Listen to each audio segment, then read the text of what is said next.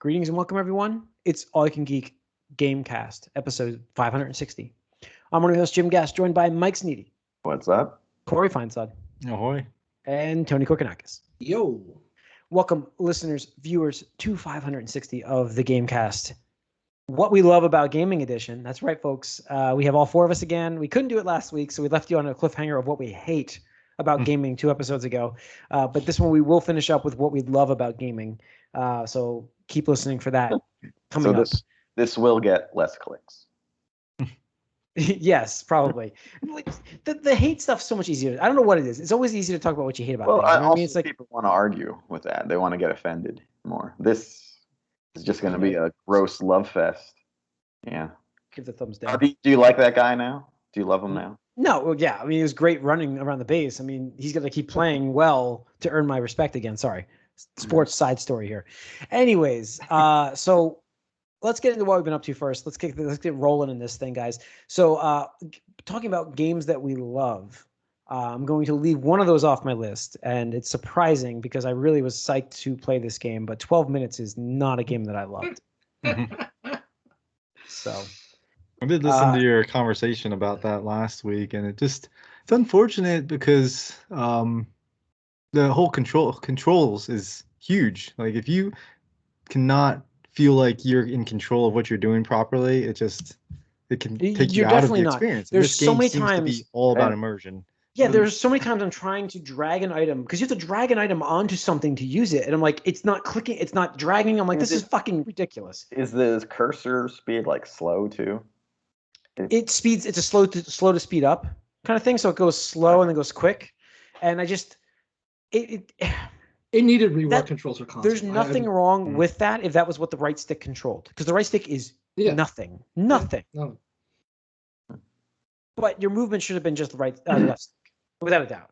So so I played the game. That's all you want to talk about is just no 11? No, I mean I'm trying not to give this spoilers for people. Do you have any interest in playing this? I had a lot of interest in playing. Not after your conversations. If I get through with what I'm doing, this game is going to win. Like this is going to win like of the year editions. You know, I would only play this on PC at this point. It wouldn't even play it. I am curious about it now, just to like see how. And it seems like something you could do in like one night. So. Oh yeah, absolutely. It took me like 4 hours. I think it wasn't that long. 4 or 5 hours. I would recommend. This is a game you should absolutely play with Ashley. Absolutely, 100% should play in front of her. You could beat it in 2 hours. 3 max, if I think especially if you refer to a guide. You can. I think it took me about 4 hours. I think it did. Maybe I'm wrong, but I think it took me about 4 hours because there was a couple of those loops. I was just like, a couple loops. I'm like, what the fuck am I supposed to do right now? Because I don't know what I just did before. Like there was a lot of times, like you were talking about, where I'm like, this conversation. I know I had this conversation, but why is it still white? Oh, he never finished it. But you don't tell me. I don't know that. I mean, like I did have this conversation, but like. And then, yeah, there's an ending that you can't get unless you just fall ass backwards into that ending. I guess they give you enough clues once you figure it out, but it's like, do you know how many times I had to not get that ending, like to lose over and over again until I realized, oh, that is what I need to focus on.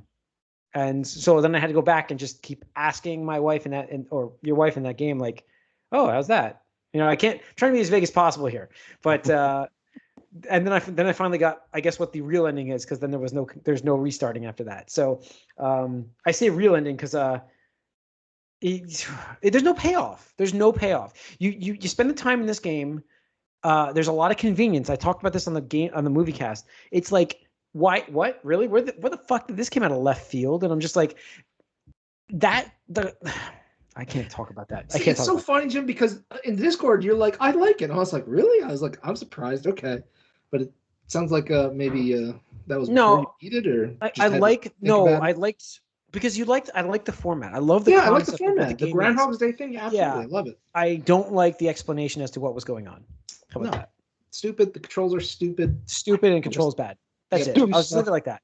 The plot is fine, and then I don't like the turn. That's it. It's M. Night Shyamalan's The Village. I mean, obviously it's not real present day. I'm not giving you, that's not the twist, but it's just like, I knew that twist at the beginning of that fucking movie, and it was just like, fuck you, M. Night Shyamalan, you're so predictable. And then this game, I didn't see this twist coming, but when it happened, I'm just like, this is fucking stupid. And I'm just like, I don't even care that this is this saying. Yeah, I was like, I don't care. Like, I just don't care. Okay, like, whatever. Why am I doing this? Yeah, I mean, you guys had me at controls as far as not wanting it. And the controls are so, and then the controls, like, you're trying to figure this mystery out before the ending happens, and you're really getting like pushing your wife, get the fuck out of my way. Yeah, that's what I said too, right? Yes. I don't have time for this shit. Get out of my face. And then you forget to close the. Sorry. And then you forget to close the fucking door. And she's like, "What are you doing in there?" I'm like, "Fuck! I gotta start this loop all over again." Jesus Christ! I screwed that up. But there's a lot of stuff that you're just like, minor things. You're just like, I don't understand this quality of life thing that they put in this game in 2021. I don't get. Like, so this game is going to win awards, and I don't think it will.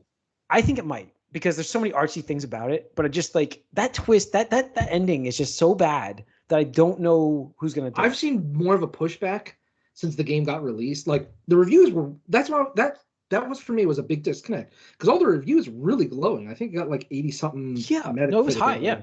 It's a great concept. The game looks so good. Yeah. But ever since then, like on social media, in the forums and Reddit and all that stuff, I've seen bigger pushback. Like, this is fucking dumb. Like, here are like adventure games you should play before this game, and like people talk about like Outer Wilds and stuff like that. And I feel like for a game that actually does this better, play this game and stuff like that. So it might win a couple of awards, but I don't think it's going to be like across the board kind of thing. Like, it's an investigative murder mystery that ultimately has no payoff, and that's the best way I can say about this game. And unfortunately, that's the miss. So I hope somebody comes up with this concept and does it better. Like, I think it's a cool idea. 3 rooms, the whole thing goes on, and that was interesting for the first Flash game that playthrough that reminded me of this. The first 3 quarters of the game, I was actually what I messaged Tony about. Like, I really like this game. The first 3 quarters of this game, I thought it was really cool. I was like, this is great. Like, I love this mystery that's happening. I've got to figure this out. And then like, this is where we're going with this fucking story. Are you kidding me? And then that was it. And I'm just like, I even knew where I was going. I knew that I was at the end. Remember, I messaged you that morning. I was at the end of this game. I didn't play till 11 o'clock that night because I'm like, I don't care to finish this game. I just don't care to finish this game right now. So, but the controls. I don't even think I mentioned it about the controls, but I remember early on, like one of the first things the game tells you to do to explain the controls is like, like help your wife set the table, because she made dessert or something like that. And like, fuck that dessert, but that fucking dessert. I tried that first playthrough. I tried to eat that dessert with her like so many fucking times, and I'm like, this is never the entire. Nope, you don't get to eat the fucking dessert. And I'm like, fuck you guys. Why is it inventory? Yeah, at some point, I'm trying to help her, and I forget what I clicked or misclicked or something like that. But my character automatically just started eating it, and because she was in the room, she was like, "Wow, you're not even gonna wait for me, asshole," or something like that. I was like, well, I'm sorry, the controls are shit, honey. Like, what do you want me to do about it? Like, oh, man. So anyways, we've now spent almost 12 minutes on this 12-minute game. So we're going to move on. That's really all I've played, though. Like, I haven't get to play anything else. I've loaded up Psychonauts 2, and Cyberpunk's going to take a backseat because I heard Psychonauts 2 is a lot of fun. So I'm going to play that game. So, yeah. Let's see who's next. Tony? Washing the shit out of my mouth that was in 12 minutes comes Suda51 and Grasshopper's final installment of the trilogy for No More Heroes. So I got that and played that, and that has been fantastic in terms of like everything I wanted out of like a third game in the series, like absolutely just surpassing my expectations, because this is a series that came out, I think, in like 2008 and 2010. It was early. Yeah, it was very early. A long time ago. Just built up upon that and stuff like that. So, and this is it for this, right? This is... Yeah. At least Suda51 has said like this is the last game, in the No More Heroes saga or something like that. So, expecting that. I got like I want to say a third of the way, because like the whole premise of the game is always like, oh, you got to work your way up to like the top 10 assassins. Like you got to work from 10 to 1 and stuff like that. So I think I beat like 3 bosses, so that's roughly a third or something like that. But it's fantastic. The combat is really super satisfying. The game's always had like, and this one still does, but like even back then on the Wii, it had that like what I would call like that PS2 era jank on it, where it's just like, you know, like Yeah, I know you mean. imagine like a PS2 open world game that, I mean, even including Grand Theft Auto, but like one that wasn't Grand Theft Auto, where it's like, hey, this developer's learning how to make an open world game. So any of those like licensed IPs and stuff like that. Where it's like, yeah, sure, this is an open world, but like the NPCs hardly do anything. You run into a car, the car just disappears and stuff like that. But it's just part of the charm of the game because it's just like, you know, so weird and nonsensical about it. But it's really fun. I know I've talked about it a lot in the movie cast, but this one is a violent game, but they kind of mask it a little bit. In this one, you're technically killing aliens, so it's a little bit better, I guess, you know, and stuff like that. But there's always like those, not fade to black, but like fade to red when you kill an enemy and stuff like that. So it's like the implied gore is there, but it's not like just showing you like, yeah, like guts dripping out of some fucking alien that you just. But you know what's crazy is like I'm gonna chime in here real quick. Yeah. Demon Slayer on the anime is surprisingly gory, and then there's no gore. Like I'm like, why do you like? It's gory, and then they just fade away, the demons, and I'm like, oh, okay. But they have. I'm sorry. Go on. No, I just you made me think about that. I was just like, that is very gory, but it's also not. Yeah. Anyways, go on. It's a weird dichotomy, but no, I'm really enjoying that game.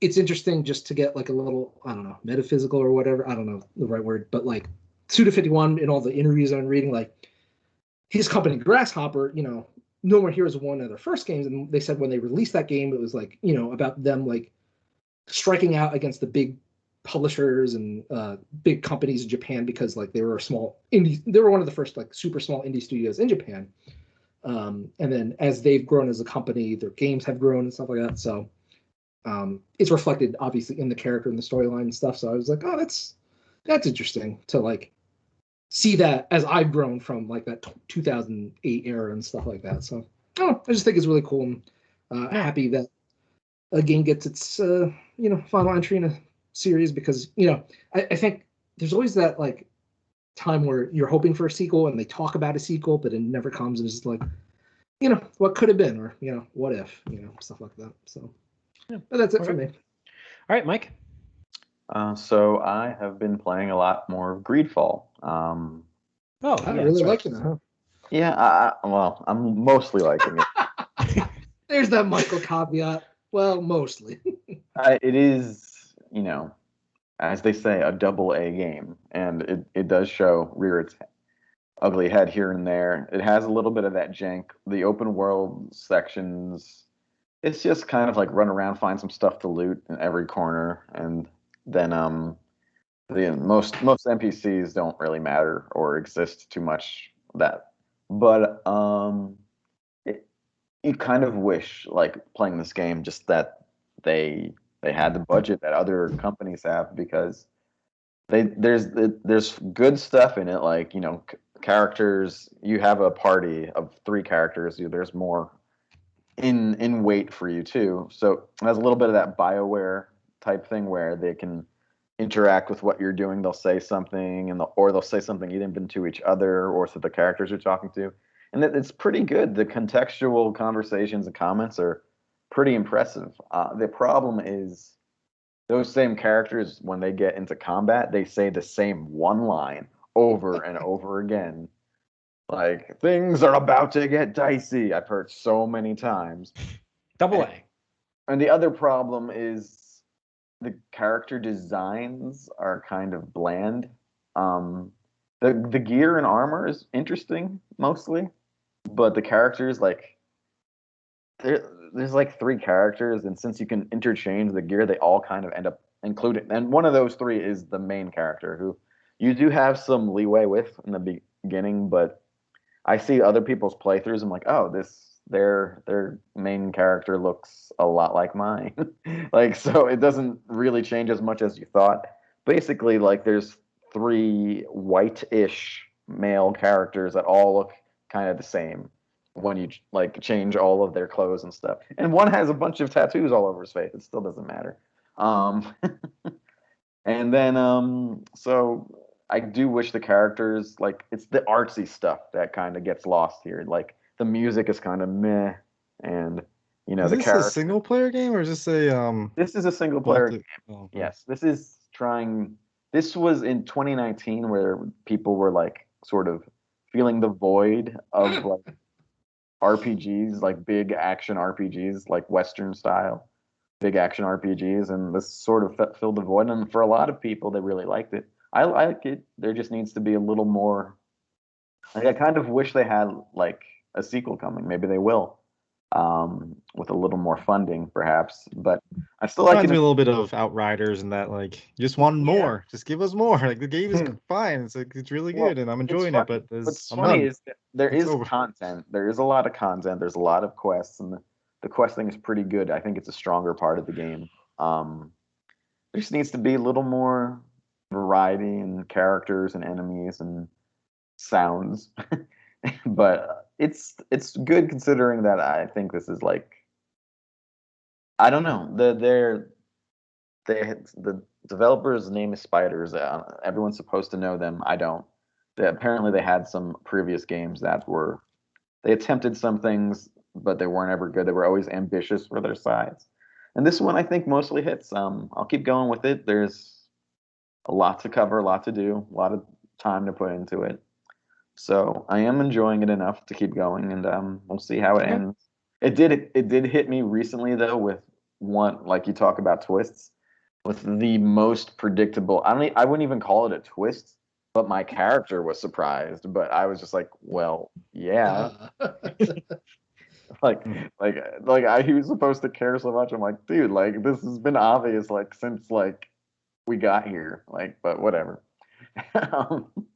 So it's good, and I also played a bit more of Sonic Mania because I had to go. I went away for a little bit and only had the PlayStation where I have Mania on there, and I played the a little more of the Sonic Mania Plus thing, which is the one with they added a year later where they have the extra characters, and it changes the gameplay enough where you have your roster of 1 to 5 of them instead of lives. You keep getting them back by going into special pinball stages. And that's good. I've noticed that I got all the emeralds in like the Vanilla Mania, which I don't remember doing, but I cannot. That like they must have ratcheted up the difficulty. I cannot do it in the plus mode, which is annoying because I kind of want to see the super forms of all these characters. But I've got Shitty friends. There's Sonic, Tails, Knuckles, and then there's I know. Two new guys. There's Mighty the Armadillo, who's Shitty. functionally probably the best because if he's in a ball, he can't get hurt by spikes. He has this ground pound move. I like being him because like sometimes if you couple a shield with him, he's like the right shield in that he's pretty much invincible. And then there's Ray, the flying squirrel, and he sucks. He's useless. He has this freaking glide move that I don't understand. But why would you glide like? It's like I guess the Mario cape type of glide where you gotta like go down to get up, I guess. And it's just useless when there's like Knuckles and Tails in the same game. So fuck that guy. Fuck Ray. No, it's still good. I just it still baffles me that there's no follow up to the Sonic Mania on the horizon. It's annoying. Yeah. All right, Corey. Just been playing more Tribes of Midgard. I'm doing that a lot with a couple guys, and just been enjoying it. Nothing really new. That's the only game. I actually am like I do want to play Outriders again though. It's something that apparently they made the legendaries like better, like not better, like they show up more. But I don't know what else they've done. That's the problem. Is like there's no content. Once you're done, you're like, well, I guess I can just. I didn't even get again. to like the end game boss thing. I just lost steam before that happened with that game. Yeah, I mean after the end game, to get to the middle of the storm like or something. Yeah, that thing. I'm like, same here. I didn't get to him yet. Yeah. All right. Let's see what else we got here. We got news, and we have a little news. Then we'll get into our topic here.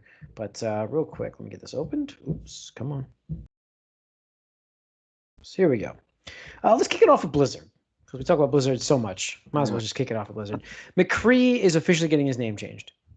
So that was announced after our podcast last week, very early last week. It was like Wednesday, I think they announced it right after. So not surprising, right? I mean, it needs to be done. This is like the low-hanging fruit. It's kind of hard. Like, it's weird, it's fine. Take his name out of the game. He doesn't deserve shit. Yep. Okay. This character is the same as a new name. Doesn't matter what he's called. It's the same character, just new name. What's he going to be named?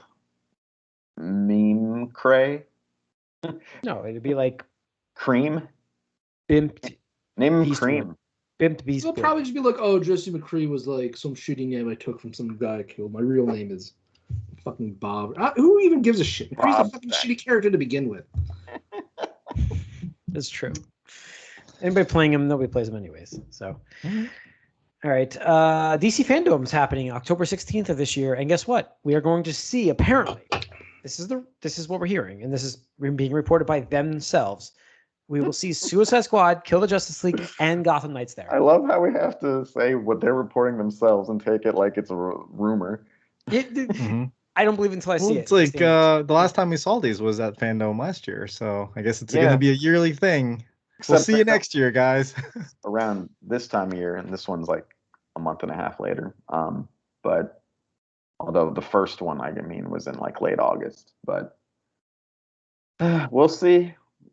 I have no confidence in either of these games right now, and zero interest. Hopefully they change it, but I just don't. I don't know. I am almost at the point where I kind of think we might get.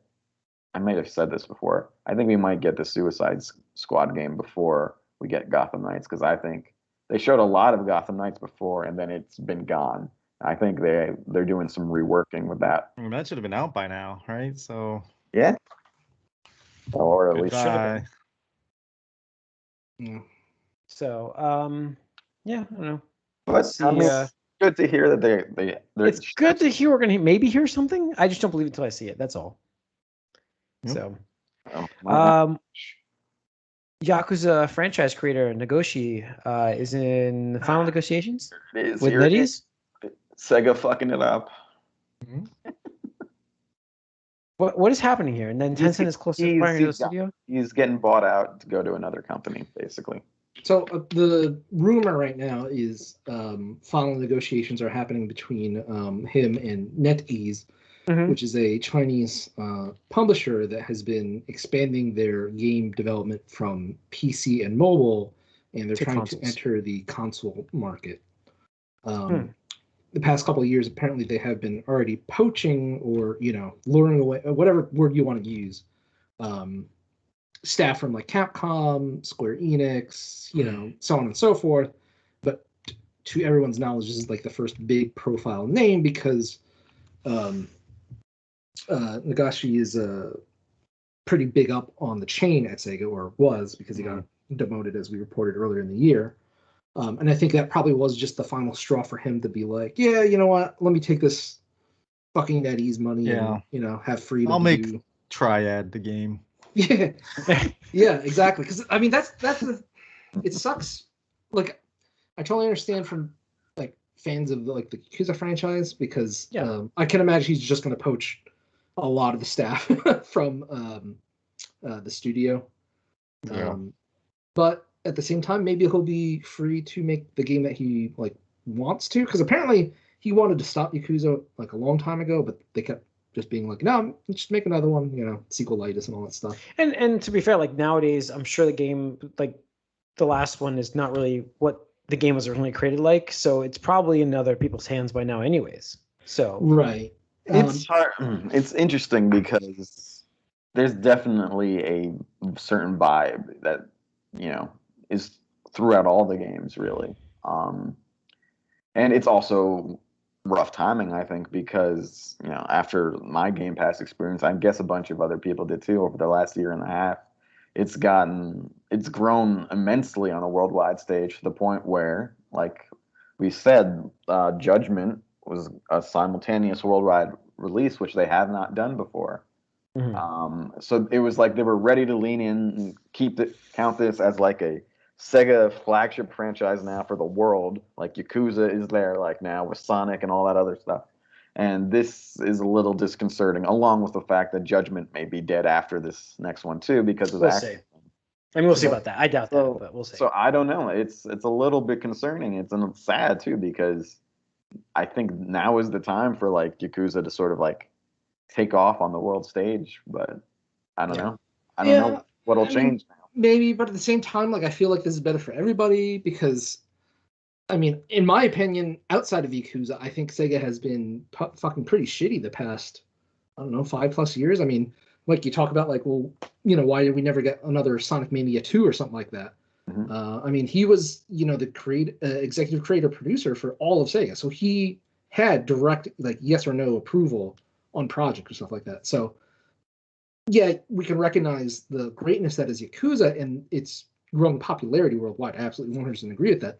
But it seemed to come at the cost of everything else at Sega, which, in my opinion, wasn't really great. I mean, I was never like a true Sega guy, but like really outside of Yakuza, like just felt like they weren't doing shit at all with any of their IPs. Like, you know, even now for Sonic's whatever anniversary, 30 or so whatever, it's like, 20. hey, we're porting 30. we're porting colors.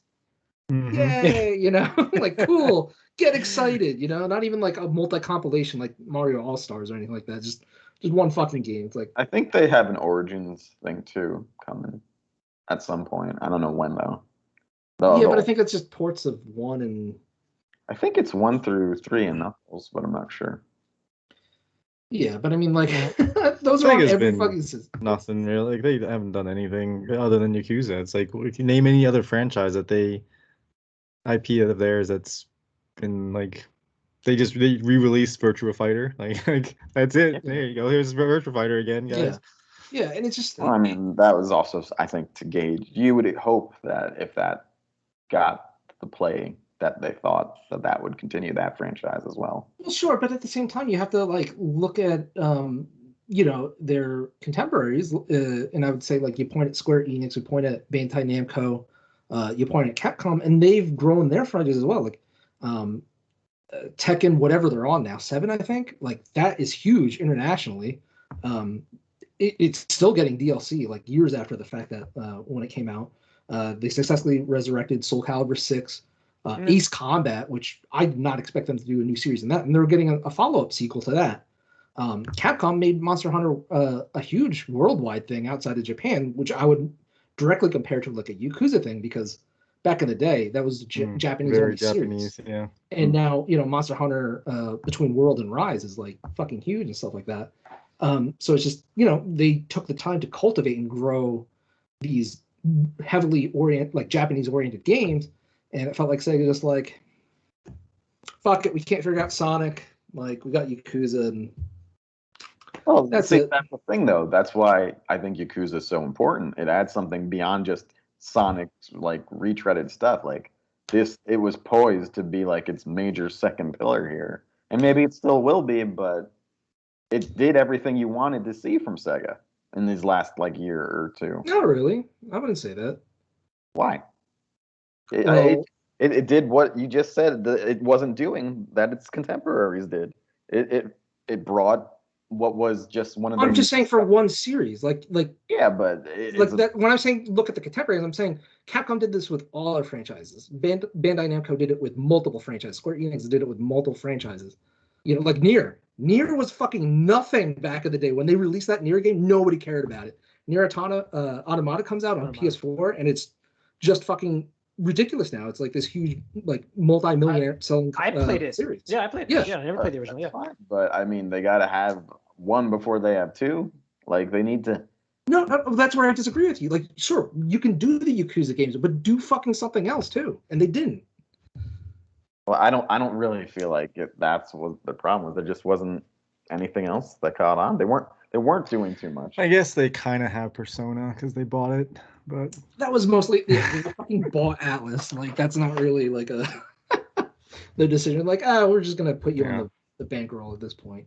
You know, like again, like Sonic just being so absent. Like, not even just the 2D classic Mania stuff, but like not even a 3D Sonic. Like I know most of them are shit, but like They had Forces. I don't know how old that is now. It's only a few years old, but it was. Yeah. No one really paid too much attention to it once it was out. you know, like and like they licensed that like Streets of Rage 4. Love that game. And like that's all they did was like outsource it. Like, here you go, guys. Could have done like, another Shining Force. That would have been nice. Yeah, like you would think with all the Fire Emblem, they would have like caught on with Dragon Force, Dragon Force, Shining Force. I mean, they tried with Gunstar Heroes, Sakura Wars, but they went all in on the fucking PS4 version. I'm like, Star. Like what happened to Fantasy what are Star? you doing? What are you doing, guys? Like, what the fuck are you doing? I don't know. I'm just disappointed. I think anyway. To end the conversation, I just think it's better for both parties, both Sega and Nagoshi here, to just part ways and move on. I think the series will survive. They'll live on. I think it'll be fine too. We'll see. All right. Lastly on the news, we had the Twitch TV protests blackout. So I guess they're getting raids, and they just stopped doing streaming. Yeah, people are being shitty. You know, trolls. Homophobic. God, I don't. Yeah. I'm so disengaged with the Twitch. Like, I could not care less about anything that happens on Twitch. Yeah, it's bad. Like, whatever. Like, early days of Twitch, I was like, oh, this is cool. Like, you know, really, it's an interesting way to, like, engage with, you know, streamers and stuff like that. But, like, once it got too popular and, like, you're, like, one of 100,000 in a fucking chat or something like that, it's like, what's the point? I don't know. It was weird. Yeah. Like, I don't understand it anymore these days. I'm just like, okay, I'm here for the stream. I'm not going to talk to anybody, though. But good on the people, good on the streamers. Just, you know, boycott, you know, company that won't take action to help, you know, protect its employees, technically, I guess. I don't know what to say. Yeah. Isn't that Amazon's MO? That is Amazon's MO. You are correct on that one. All right, let's get into the topic. All right, guys, what we love about gaming. There was a lot of complaining so far. So, yeah, let's get into the good stuff. Yeah, so the good stuff about gaming, guys. I'll kick us off. Like, I see for me, like gaming, and it's tough. This is how I describe it to people who aren't gamers. Like, gaming is like a good book, but experiencing it like in the world. You know, like that's what I love about my story games. That's why I play what I play. Like those games, I love the story because for me, I want to experience that book-like experience, but hands-on playing that with a character. I've always been really much like a big reader, and I just love the story aspect of games and getting that experience and getting lost in a game. And like you do in a book, you know, you just get drawn into it. And I just love that experience. Like that is one of my major things that is my major gaming. Yeah. I mean, I think I had one of my things I wrote down was similar in that you're with a book, you can experience the vision of the author and what they wanted. And with a game, you're kind of shaping that experience by the decisions you're making. And then if you have branching paths and things like that, it changes the experience for every individual, and you can really focus your character to be the character that you want it to be instead of having to follow this linear path that a book would have. And not saying books are bad, 'cause I love books, and it's interesting that sometimes and so like you'll make decisions based off what you want and what you feel, and that's and that's something you don't get in any other platform. So yeah, for sure, like shaping the experience is a big one. Absolutely. So who's got another mic going? I mean, yeah, that's all there. I think I always wonder, like talking to non-gamers too, it's like, why do they want to go home so much? Because for me, I understand that, like, you know, I can do there's stuff to do at home because there's, you know, games. It lets your home be like, you know, your place to go to have fun, see other worlds, explore stuff, even talk to people sometimes. And you can do so much at your home. Like, it's a reason to go home that, like, so much so I don't really get it when other people are in such a hurry to go home that aren't gamers. I'm just like, well, what are you going to do? Just watch a movie? Okay. Yeah. Tony, what's one? So I mean, I agree with what you guys say. Like, for me, it's an interactive medium where I like the ability to either, you know, from a like a most linear standpoint of a video game, at least be like, hey, I'm getting the hero character or whatever to the end because I'm helping control him or guiding his actions or whatever like that. Or if it's or her, or if it's a personal thing, like you create the character from the ground up. I can be that person. Like I want to project myself into that character, or I can be like in like something like Fallout, where like I'll do like a villain route or something like that, where it's like, yeah, I'm just gonna make a fucking badass character that's gonna be like, yeah, you know what? I'm gonna take your money and then I'm gonna blow up Nuketown. Like fuck you, whatever. I can do that, and it's virtual. I'm not hurting anybody or anything like that, but I'm allowed to be like a bad person in these video games and stuff like that. One of the things I would say is I love the social aspect that video games bring about, just even beyond like movies, because like that's one of the classic I would say modern human activities is to watch a movie and then talk about it afterwards. But like as Corey was saying, it's a very linear experience. It's like, hey man, did you see John Wick shoot that guy in the face? Yeah man, that was so fucking cool. It's like cool, like yeah, yep, that happened. Where it's like when we talk about certain games, it's like like, oh hey, how did you approach this problem? Did you do this? Or Yeah. Did you do this? Yeah. And that to me was always cool. And like when I think about the few things, like the purest boiled down things of like what I loved about gaming as a kid and growing up to this day, is like talking to people about like a game and being like, oh, did you know about this thing or like this quest line or something? And you're like, no, I didn't. It's like that sounds really cool. I'll have to do that. It's like, well, did you hear about this? And like there's this whole like world, literally a world, depending on the game, that it's almost too much for one person to enjoy at the same time. And it's even rarer if like both people did, yeah, I did every fucking quest in this video game. It's like, you did every quest in Skyrim. Okay, like sure, that's cool, but like most people won't have that thing. So it's like you talk about whatever, and then this other person's like, oh, I did this build and stuff like that.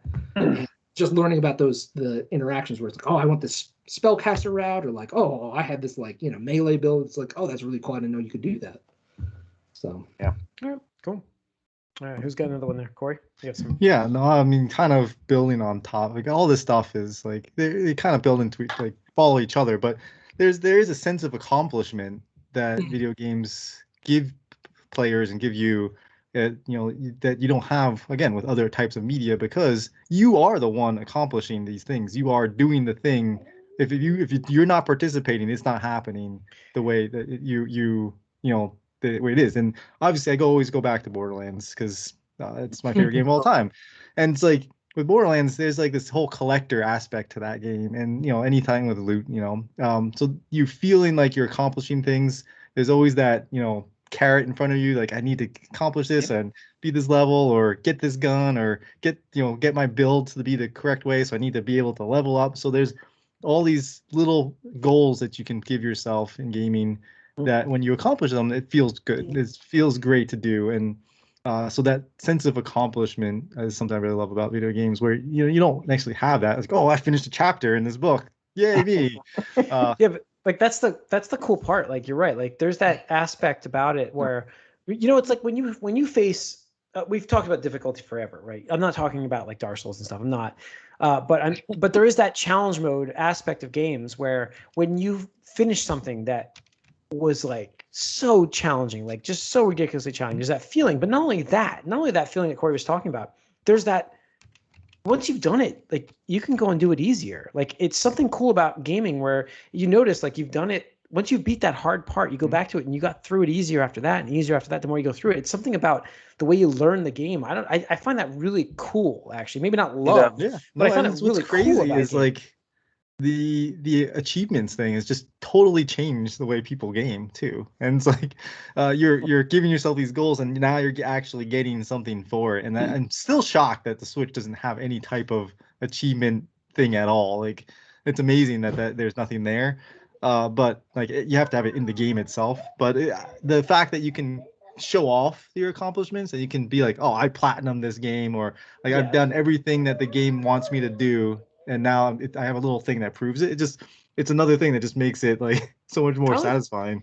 Yeah, I mean, there's games where you want that completionist thing. You want that all done. Yeah. No, I mean, I'm very proud of my like Borderlands.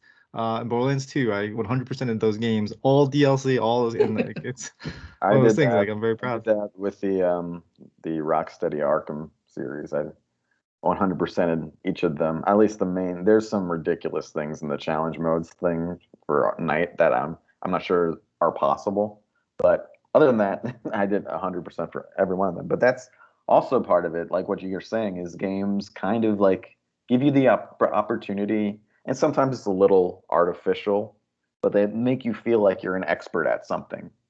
Even if by the end of playing any game, it'll make you be an expert in whatever you're doing in the game, even if, yeah, sometimes it's kind of fake, sometimes it's levels and numbers and stuff like that, or just overpowered items. But regardless, you still feel like an expert by the end of it. And that's something that you pretty much don't get from anywhere else unless like you play a real life sport like for a long time. And it takes a longer time to do that most of the time. So it's just it's a psychological thing, obviously, that games really are good at, just making you feel like an expert by the time you're done with them. That's what's so cool. Like that learning aspect, you don't even realize what you're doing, but like you're picking it up and you're getting better at it and not even realizing it. And then you go back and you're like, holy shit, this was way easier now that I just did this again. Like holy shit, like way easier. Yeah. It's such a cool thing about gaming. Yeah, You what I would also see that some mental wall broken too. Like that might have been part of it. There's a lot of psychology that you kind of can diagnose yourself with too, playing a game a little bit. You'd be like, I'm too frustrated right now to do this. I need to go away and come back. And then you come back after like slamming your head against the boss or something like literally 20 times in a row. It's impossible. I can't do this. This is bullshit. You come back later like calm and you just do it the first time. You're like, oh, I guess. That's another aspect. That is another aspect of taking that break. Sometimes that game needs that that break. You know what I mean? Like we've talked about it on this podcast, how long where you just get so like in that trench of just in the lull, you can't win. And then you take a break, you do some other shit, you come back to it, and you go right through it. I think I had that happen to me with Cuphead. I don't know how many times where I was like, can't beat this guy, take a break, come back, first try, down the boss. So it's amazing, that aspect of games. I'm trying to think of like other stuff that I love about gaming, and I think nowadays, I actually love that gaming is more mainstream. Like, I mean, we have the closet nerds that, I'm sorry, give gaming not a great face. They're on internet, they're on the internet being trolls, and there's a lot of negatives involved with those people. But then there's the main force of gaming now, where it's like we've got esports, we've got like it's out there. It's like I can be a 40-year-old male right now, and I can play a video game and not have to feel like I'm not. Remember when we were kids, those games are for kids. You know what I mean? Like video games are for kids. It was always like that when I was younger, and now it's like I'm middle age, past middle age, whatever you want to call it. Past middle age, Jim, at 40. I don't know if I'll see 80. Who knows? I might be past middle age.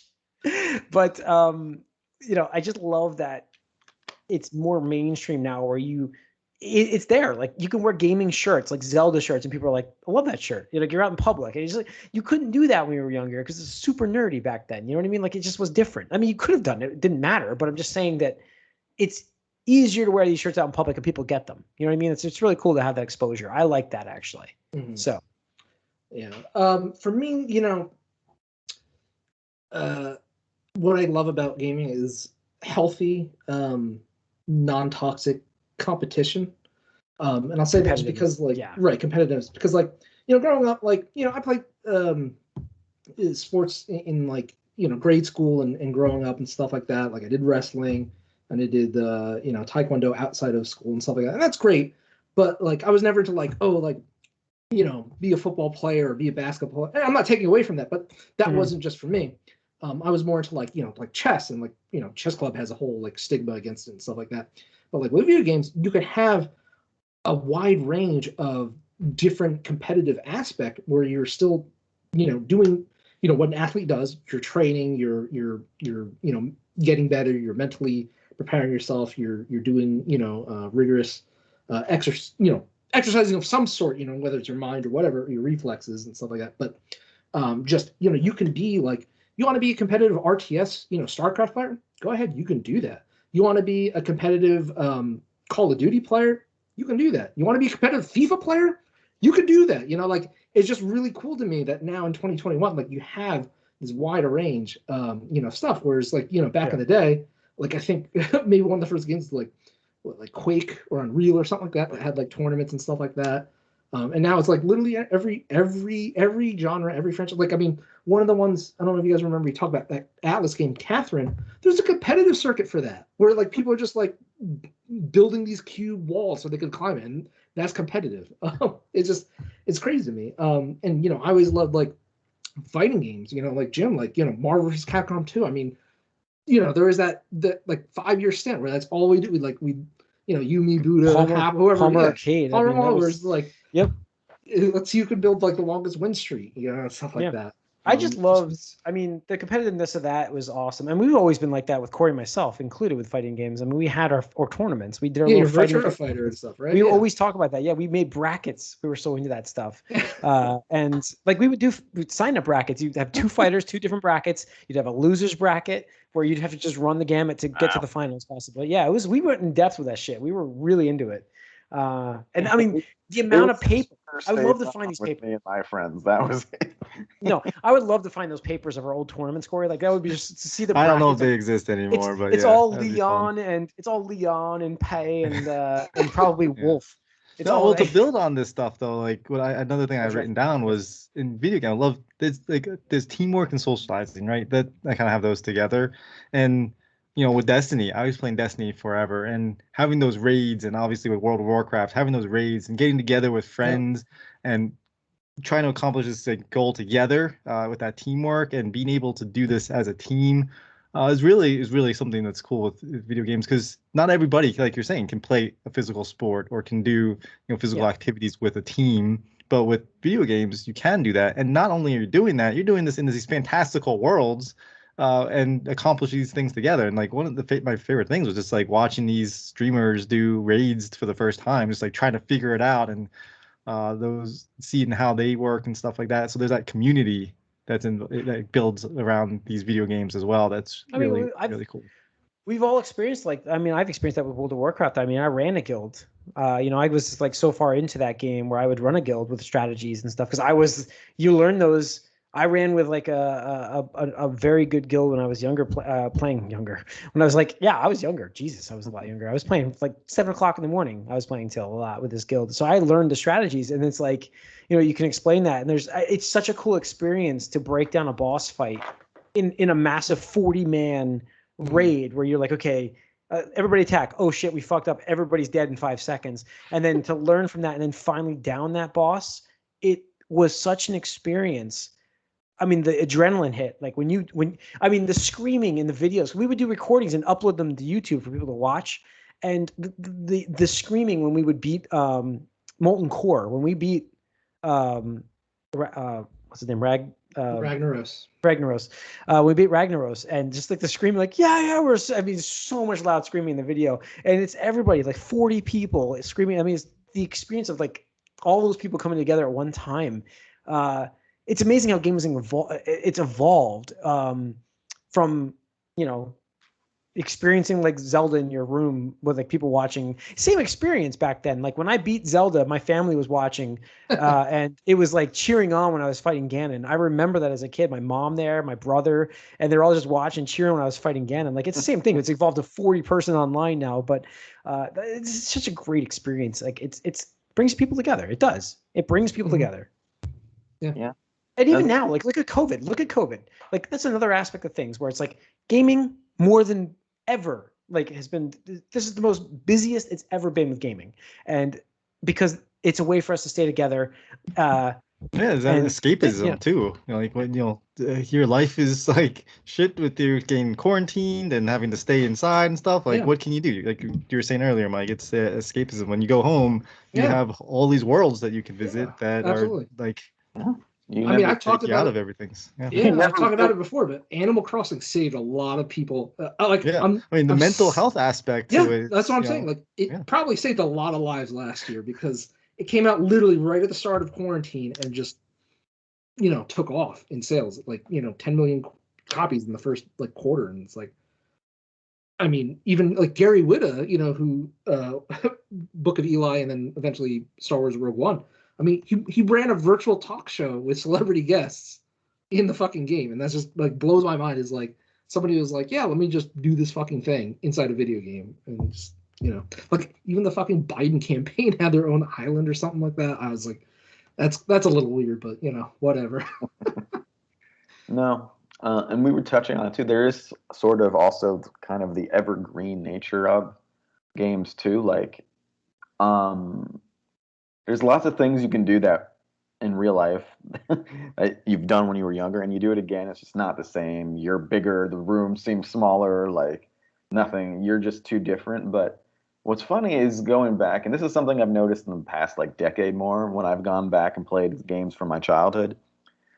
There's a different type of nostalgia that games do because you really do feel like you're in the same space again, doing the same type of things again. But now you're just older, like outside, and so if stuff was too hard or scary when you were a kid, that's so you go back now and you've lost your weaknesses. You literally can be like, I wish I knew what I know now back then, and you can.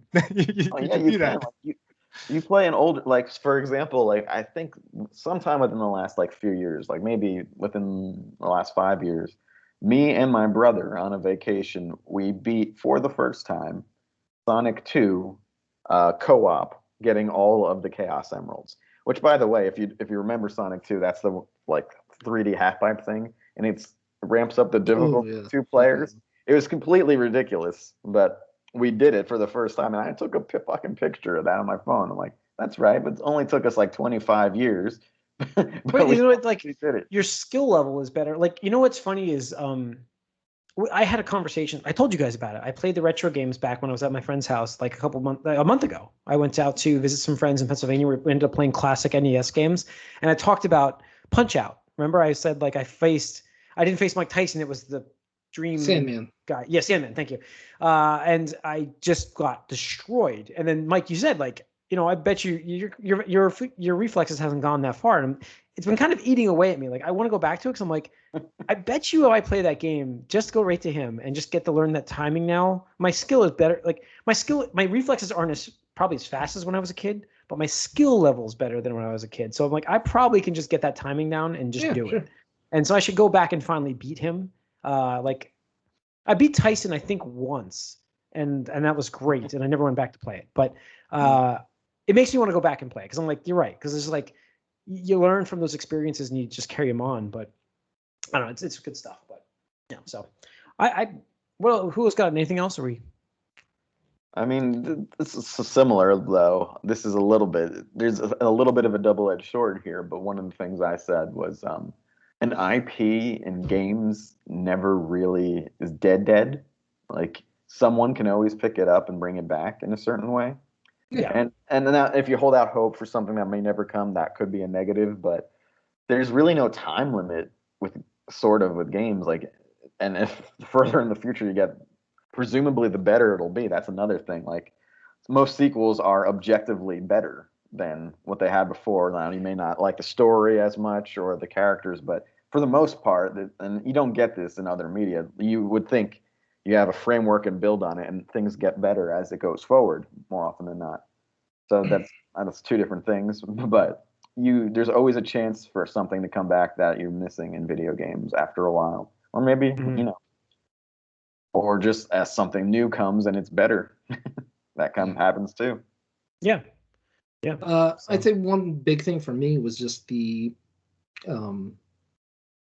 advent of like online games in general, just because don't get me wrong, like I always prefer like games in person, sitting next to somebody on a couch or something like that or whatever in the same room playing, Mario Party, something like that. It's always a good experience. But there's some games where it's just not always possible, especially as you grow older and people are move and stuff like that. But like there's something to be said about like online games where like MMOs and stuff like that, especially, but any other game, like really you're connecting to people like from all parts of the world, let alone the country. And it just fascinates me, like just meeting these people and then becoming friends. It's like, I never thought I would have like a friend from like, 3 different countries in Europe just because we happen to play the same game. Because we have completely different lives, completely different cultures and stuff like that. Unbelievable. That's such a cool thing. Yeah, but you can just fucking connect over that and be friends. Like, it's like, yeah, like, and I talk to people about that. I'm like, oh yeah, I got a friend in, Germany, I got a friend in Switzerland, I got a couple of friends in Australia and stuff like that.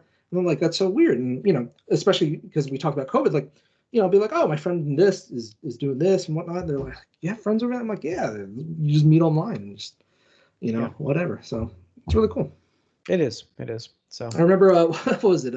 Cable Guy, when Jim Carrey's talking about that one line where he's like, you could play Mortal Kombat with your friend in Germany or something like that, right? Mm-hmm. Wasn't there like a line that said, like, I don't know, for some reason, like, it sticks out in my mind now that, we're at that age and stuff like that. But crazy enough, that's how I met Kent, one of my best friends. Which is funny because he still lived close, but I met him playing Ghost Recon, and I had no idea who he was. Like, Corey was friends with him, but we played Ghost Recon together. We just played it so much that when I met him finally in person, I'm like, it was like second nature. We just knew each other immediately. Yeah.